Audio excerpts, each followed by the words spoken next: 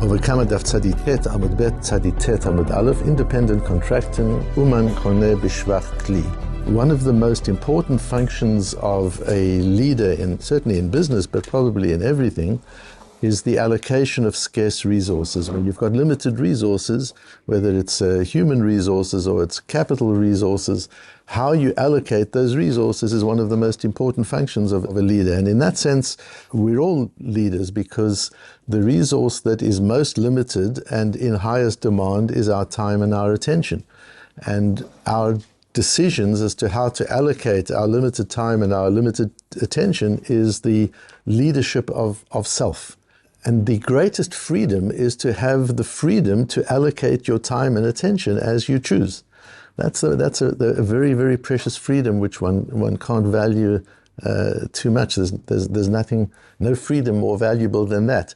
And once again, we have an intersection between the Gemara that we're learning and the Parasha this week, where we're learning about the Eved, about a slave, and we're told that if a slave, after working for his 6 years, wants to continue working indefinitely, then v'higisho adonav el ha'elohim v'higisho el ha'delet o el ha'mezuzah v'ratza adonav et ozno b'martzeh v'avado le'olam.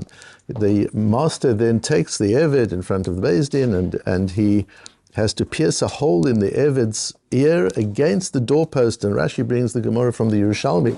Why the doorpost? And Rabbi Shimon says, Ayad oresh mikrazeh kimin chomer. This is a harsh law. What's different about the delet and the mezuzah? Omar HaKadosh Baruch Hu, delet umezuzah, the door and the doorpost, shehayu edim b'mitzrayim kishepasachti ala mashkof v'al shtei hamezuzot. The door and the doorpost were witnesses when I skipped over the houses in Egypt. They saw me free b'nei Yisrael v'amarti, and at that moment I said, Ki li b'nei Yisrael avodim. The Jewish people are my slaves. Avadaihem v'lo avadim la'avadim. They have an opportunity to be my slaves, not a slave to another slave. That's not the point. The point of being Jewish is you have one balabos, you have one master. The master is Hashem. And this person goes and takes upon himself another owner. He gets his ear gets pierced as a result of that for not having heard the meaning of that din. And so slavery, selling your time forward, because that's what slavery is. Slavery is it's a 6-year contract or up to 6 years, and you get paid up front. It's selling your labor, selling your time forward is what avdut is. And we see the criticism in that it's only in the most severe cases of poverty where the person is unable to pay debts that he has or thefts that he took that we regard slavery as an option, and even then only for a limited period of time. But it's not only slavery. We see that even employment, where you're not paid up front, where you're paid as you work, but still you're paid for time. And we see in the Gemara and in Shulchan Aruch so many times where the meticulousness about what you're allowed to do when you're employed, because your time doesn't belong to you. Are you allowed to daven? Are you allowed to take a little longer over Kriyat Shema? Are you allowed to go over the Daf Yomi? You can't do those things when you're being paid for time. Your time doesn't belong to you. You've sold your time. And we've been talking in the last few shiurim about ownership and the importance of ownership. And you own your time if you haven't sold it.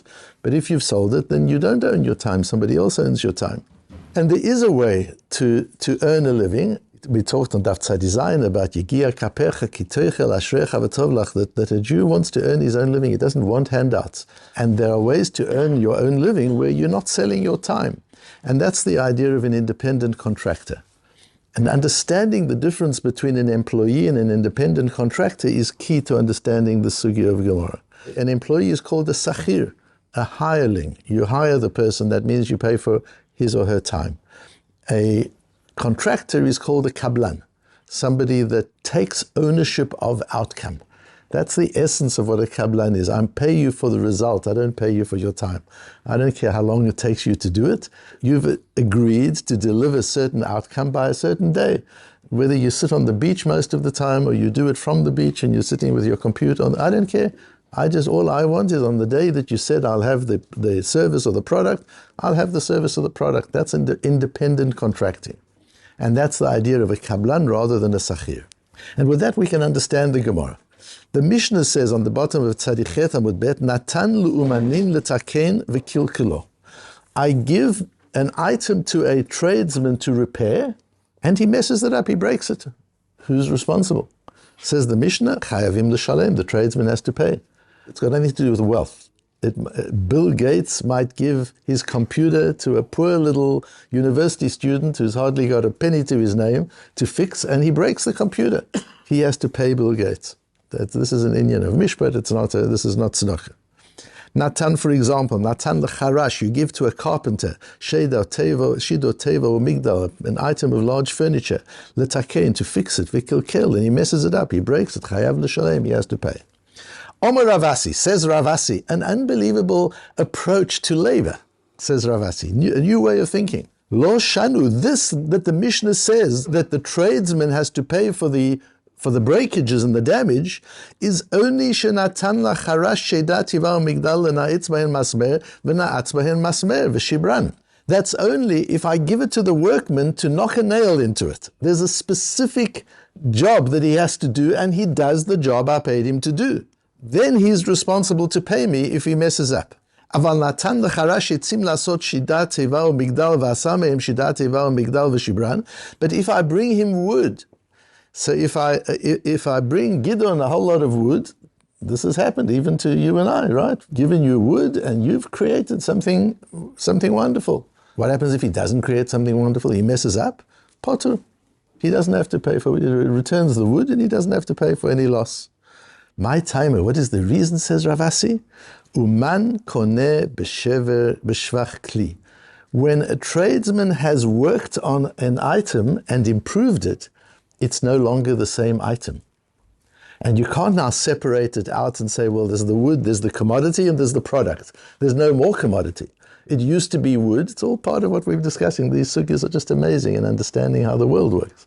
It used to be wood. It used to be a commodity. Now it's a broken cupboard. But still, it's a cupboard. It's no longer wood. So he doesn't anymore have that which I gave him. So it works similarly to the way it works with Geneva, with the Ganav. Rabbeinu Yonasan says in the Shita Mekubetzet, "Aval im natan lo etzim shelo yu chakukim va'oman chakakan ishtakach dekenao b'shinui ma'aseh." Just as a thief can be kone, can acquire by changing the object, so can an uman acquire the object. So, of course, he still has to give the object back and he has to do the work. We'll discuss some of that. But who actually owns the object? Once it's no longer wood, it's not what I gave him. I was the owner of wood. This is not wood. My wood has disappeared. In its place, magically, there's this beautiful closet, there's this beautiful cupboard that Gideon has made. Who owns the cupboard? While he's busy with it, before he gives it back to me, he owns the cupboard. And now he breaks it. It's his cupboard he's broken. He's got to compensate me for the wood. But the cupboard he's broken is his cupboard, says Ravasi. Just an unbelievable way of looking at the relationship between a contractor and a balabos. Says Rashi in Kiddushin, Klomar, Hacha b'shelo hitznai liyot sachir yamim, where I didn't say to Gidon, work for me for 3 days. During the 3 days, I've got some jobs for you to do. I'll pay you X amount per day. And nor did I say, knock nails in and I'll pay you X amount for each nail. Ela kablan, shekibel alav ligmor hamelacha bekach v'kach. But he's a kablan. I know kablan in Israel is a bad word, but in the Gemara it means a contractor. And we've agreed to finish the work. I'm going to pay you for outcome, not for labor. Uve'uman kiblo k'shemashbicho v'asa min hazahav kli. When he makes out of the gold, he makes a piece of jewelry. Koneh, that piece of jewelry now belongs to the jeweler. Lezakot bichli k'shehu mashbicho. It belongs to him by him having created it or improved it. Ucheshemachaziro lo bischar hakatzuv. And when he gives it back to the owner at the agreed amount, ha'ishata harehu k'mochrolo. That's like a sale. That's not a paying for labor. Look at the dignity of it. The whole dignity changes. Instead of you buying my time and I'm losing my freedom, I'm retaining my freedom and you're buying from me. I'm selling you. I'm selling something to you. That's exactly as you said, Dr. Howard. The difference between a doctor that works for an insurance company and a doctor that works independently and provides services to the patient and gets reimbursed to some degree by the insurance company. It's completely different. At the end of the day, he's selling a product and a service. He's not selling his time and his life. It's a different relationship. And the Jews' excellence and love, passion for entrepreneurship and for independent business is not only because politically and socially we didn't have the opportunities to go to universities and to work for governments, and there was that as well, but that's not what it's all about.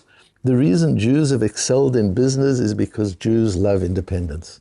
And Rotzeh Adam bekav shelo mitisha kabin shel chavero, as we said on Daf Zayin, a Jew rather wants to earn his own, he wants to own his own accomplishments, even if it's 1/10 of what he could have had by working for somebody else. A Jew likes to be independent. His time is important to him. So that's the idea of the kablan here. Now there are a number of different implications to this. One is in a completely different area, because there's a long discussion in the Acharonim. Do we paskin like Rav Asi or don't we?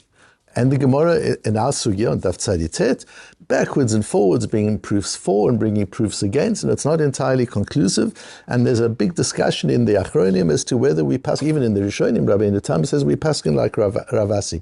Many Rishonim and Achronim say we don't paskin like Rav Asi, and it's not altogether clear. But I'll bring you an example of the implication where we do paskin like Rav Asi. And that's in Yoredei, in the law of Tvilas Kelim. We know that if you buy a new kli, a new utensil that's going to be used for preparation of food or on your table, you have to take it to the mikveh, you have to be matbil the kli, because the table is like a mizbeach. So a kli, a utensil that is used on the table, is like klei kodesh. It's like the kelim in the Beis Hamikdash, and therefore the manufacturing of utensils is a holy job. It's not just an industrial job. There's kedusha in such a job, and therefore it has to be done by a Jewish person who understands and shares that value, that I'm making something to be put on your table, to be used on the table. And so unless one has bought it it has been manufactured by a Jew, one has to take it to the mikveh to be tabled. What is the din if I had a kli and I took it to a non-Jew to improve it, to repair it, or to improve it, to do something with it? When I get it back, whose kli was it?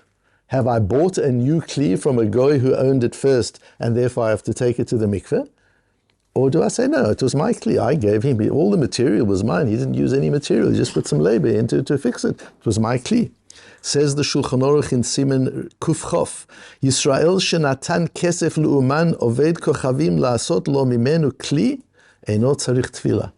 If I take silver to a non-Jewish silversmith and he makes a utensil for the table, it doesn't have to be tabled. Says the Ramah, v'yesh cholkim, not so simple, says the Ramah.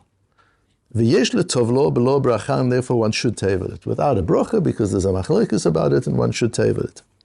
Says the Shach, Habachi sigal arav bezeh ve'en dvarav nirim. The Bach questions the Ramah and rather wants to go like the Shulchan Aruch. Says the Shach, that doesn't seem to be the right approach. K'moshe kasuv b'sifri da'ikar k'moshe kosuv abes Yosef ha'harav.